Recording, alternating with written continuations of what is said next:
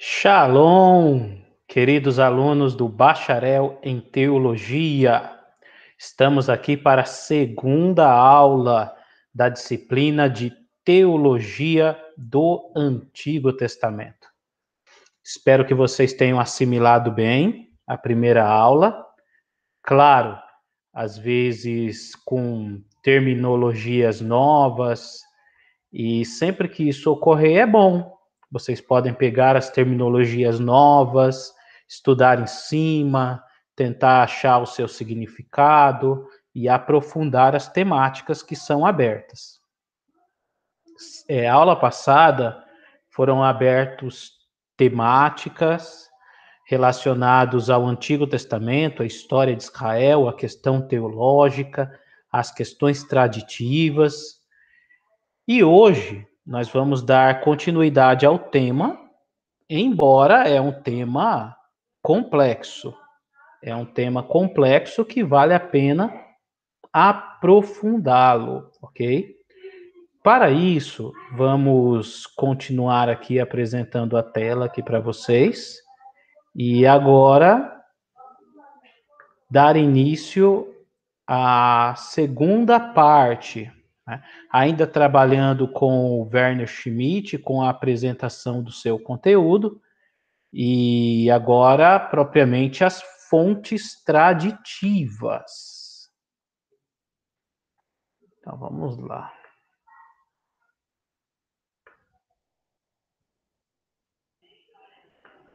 A aula 1 já trabalhamos, e agora a aula 2, tradições, fontes e historiografia do Pentateuco.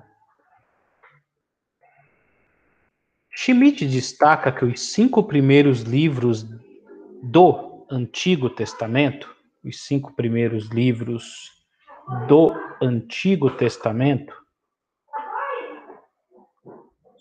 vamos alterar aqui, são chamados de Torá, lei atribuído a Moisés. No grego, ele é conhecido como Pentateuco e também se refere aos 5 primeiros livros do Antigo Testamento. Queridos, na tradição judaica, até hoje no judaísmo contemporâneo, não se discute a autoria do Pentateuco a Moisés. Não se discute, isso é tradição judaica. Nós temos até algumas linhas eclesiológicas que reproduzem a tradição judaica defendendo a autoria do Pentateuco a Moisés. Geralmente batistas e até assembleianos fazem essa leitura a partir da tradição judaica. Nos estudos teológicos, isso já tem sido negado já há algum tempo, principalmente por causa da falta de elementos que comprovem que na data cronológica de um chamado Moisés histórico, entre o ano 1445 a.C., os israelitas já existiam como tribo, e se já existiam, se eles tinham algum tipo de escrita, né? Oralmente, pode ser que sim. Agora, escrita, que seria a influência do semítico, também chamado por alguns de paleo-hebraico, isso aí é um pouco complexo. De fato, não existe nenhum tipo de epigrafia, nenhum tipo de achado arqueológico de uma data tão antiga. Por isso, tenta-se colocar o início da produção escriturística de Israel sempre no final do século X, no século IX, no século VIII antes de Cristo. São datas posterior ao personagem Moisés histórico. Então, pela tradição judaica, a Torá, a lei, é uma obra mosaica. Os estudos teológicos acadêmicos entendem que a Torá, a lei, também conhecido de Pentateuco, é uma coxa de retalhos, ou seja, nós temos vários fragmentos de textos que são construídos em épocas posteriores e por autores posteriores. Tá? Então, um pouco dessa fragmentação textual é apresentado a partir dos estudos das fontes. Schmitt, além de demonstrar na história as críticas a respeito da autoria de Moisés, no que se refere ao Pentateuco, ele nos apresentou as fontes traditivas, ok? Esse conceito de fonte traditiva do Schmitt é um conceito um pouco antigo, e a respeito dessas tentativas de se datar as fontes, existem outras datas de outros estudiosos, e na exegese moderna não se segue essas datas na íntegra, mas utiliza-se um pouco dessas linguagens que acaba fazendo menção a teóricos como von Radi, o Schmitt, o Gustenberg, que são teóricos de importância para a teologia do Antigo Testamento. Então, aqui nós vamos fazer a apresentação segundo a fala do Schmitt, para que vocês tenham uma introdução às fontes do Pentateuco. Então, o Schmitt, ele data a fonte J, chamada de Javista, os textos que Deus é apresentado pelo tetragrama. Claro que o tetragrama não é Javé. Javé é uma forma portuguesada, porque o hebraico não existe J. Então, nós temos o verdadeiro nome, né? O verdadeiro nome de Deus não é Javé nem Jeová. Eu vou até colocar aqui para que eu possa disponibilizar esses vídeos também. Então, a fonte J, chamada de fonte javista, segundo Schmitt, vem fazer a apresentação de Javé entre o ano 950 a.C., embora ela está sendo colocada bem tardia, né? E nessa época ela teria a possibilidade muito maior de ser utilizada pelos nortistas, ou seja, pelo Israel Norte. Essa época aí de 950, dentro da cronologia, nós já estaríamos falando de um governo salomônico. E 950 é um pouco antes da divisão, porque a divisão se dá em 931. Então, a utilização da fonte já vista no governo salomônico e a abrangência da mesma entre os nortistas após a separação. Norte, né, com o Roboão, o filho de Salomão, com capital em Samaria, e sul, propriamente em Jerusalém, com Jeroboão. Aquela narrativa que o livro de Reis apresenta, a divisão de Reino do Norte, Reino do Sul, Roboão, Jeroboão. A fonte E seria os textos que geralmente Deus é apresentado como Elohim.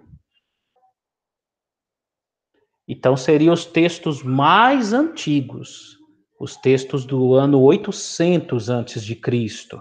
Né? E aí é muito complexo. Qual grupo? Porque no ano 800 as tribos já estão divididas entre norte e sul. Então varia. Alguns entendem que a fonte já vista é uma fonte de utilização mais nortista, e a fonte eloísta é uma fonte de utilização tanto nortista como sulista, mas diverge-se a compreensão a respeito dessa temática.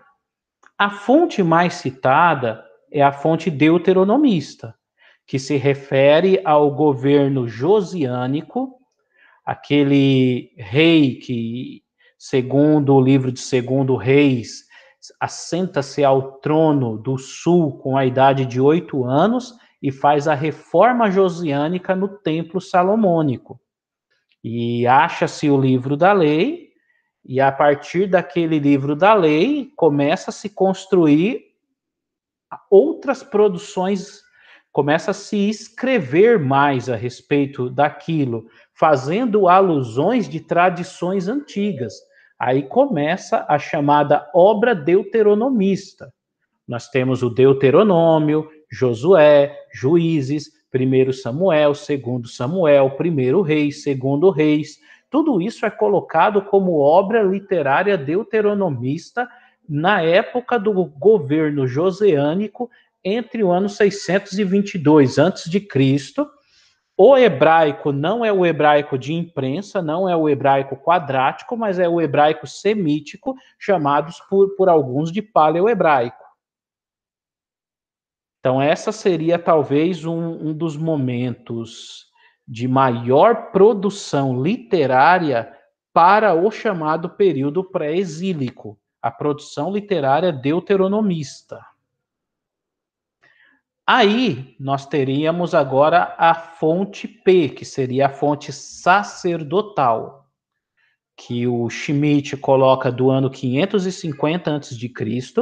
até o ano, ou seja, até o pós-exílio, antes da dominação helênica, porque a partir da conquista do último rei da dinastia persa Aquemênida, o Dario III, e a força de Alexandre o Grande, posteriormente Seleucidas e Ptolomeus, ali nós temos uma forte produção literária intertestamentária, que é a produção apócrifa.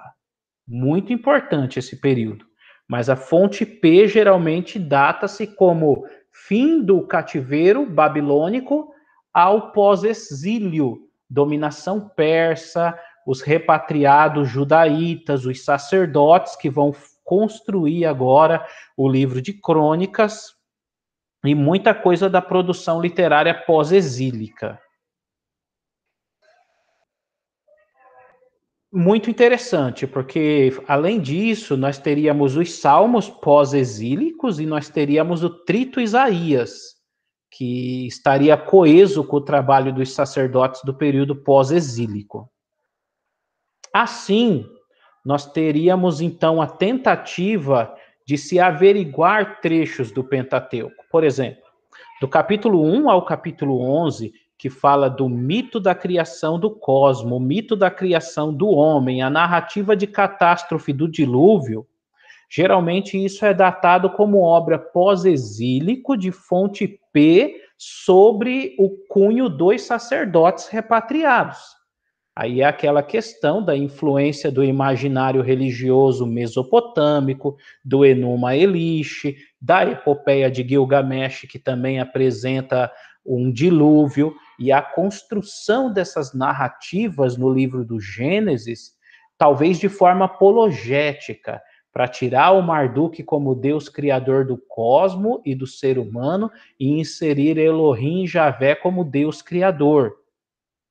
E também a questão relacionada às narrativas de catástrofe, o dilúvio mesopotâmico, como o dilúvio bíblico, narrado ali com Noé e a sua família. Então é muito interessante porque a produção literária de fonte P, ela estaria composta sobre a influência dos repatriados judaítas, que é um pouco de nortistas e sulistas, porque o norte foi destruído em 722 a.C., alguns nortistas foram levados para a Babilônia, alguns nortistas samarianos desceram para o sul. Descendo para o sul, viveram em comunidade com os sulistas, e esses dois grupos chamados de judaítas são levados para a Babilônia. Então nós temos entre os exilados na Babilônia nortistas, sulistas, tradições javistas, tradições eloístas, a produção literária deuteronomista, ela tem um cunho sulista. Agora, a produção literária sacerdotal, ela pode ter um pouco da tradição javista e eloísta com também elementos da tradição deuteronomista, porque nós estamos falando da nova geração, os filhos dos deportados, que são os repatriados judaítas. Eles ouviram falar das suas tradições, porque possivelmente os seus pais falavam oralmente essas tradições, e eles agora vão reconstruir essas tradições de forma oral e de forma escrita no período pós-exílico. Então, no mínimo, nós temos um Pentateuco que ele é construído no período pré-exílico, exílico, pós-exílico, enfatizando às vezes Javé, às vezes Elohim, a produção deuteronomista e o trabalho dos sacerdotes no período pós-exílico. Queridos, espero que vocês tenham compreendido. Além da aula, tem a leitura que é necessário que vocês façam, porque a terceira aula é a apresentação, propriamente, do trabalho escrito. Então, olhem direitinho aqui as tarefas, para que vocês entendam. Terceira aula, nós teremos aí a apresentação do trabalho escrito, que após vocês lerem e assistirem essa aula, obviamente vão compreender muito melhor a questão das fontes traditivas do Pentateuco. Ok, meus queridos? Espero que vocês tenham gostado, que o conteúdo tenha sido mamão com açúcar e que vocês estejam assimilando bem esta disciplina, a disciplina de teologia do Antigo Testamento. É uma disciplina muito apaixonante, vale a pena se aprofundar na mesma. Sendo assim, eu encerro esta aula. Vocês vão ter bastante conteúdo, além dessa aula, as demais aulas postadas abaixo. Então, dedicação, animados e a todo vapor, para que 2021 seja um ano de aprendizado, de conquistas e de realizações. Que o Eterno abençoe, Shalom, e até a próxima aula.